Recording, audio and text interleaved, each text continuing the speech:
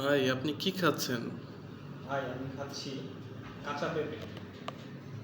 ভাই আপনি তো অনেক সময় বলেন যে খাবারে বাছ বিচার করে খেতে এবং অন্যজনকেও বলেন যে বাছ বিচার করে খেতে। এটার কারণটা কি? মরতে তো হবেই সবাইকে, তাহলে এত কেন? হ্যাঁ ভাই, মরতে হবে। তবে আল্লাহর দেওয়া একটা জীবন এবং একটা স্বাস্থ্য আমরা পেয়েছি, এর যত্ন আমাদেরকে নিতে হবে।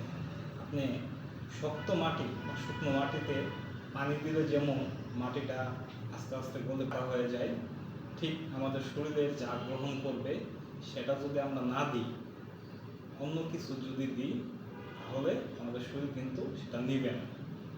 সো আমাদের এদিকে খেয়াল রাখতে হবে যে আমাদের শরীর, হুম, যদি আমরা শরীরে অতিরিক্ত জাঙ্ক ফুড, তৈলাক্ত জাতীয় খাবার, সুগার জাতীয় খাবার দিই, তাহলে এক সময় কিন্তু আমাদের শরীরের কোষগুলো নষ্ট হয়ে যাবে, যে কারণে আমাদের বডিতে একটা ড্যামেজ, যে বডির সেলগুলো আছে এগুলো কিন্তু একটা ড্যামেজ হয়ে যাবে।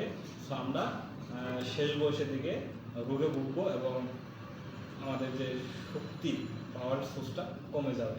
ধন্যবাদ ভাই।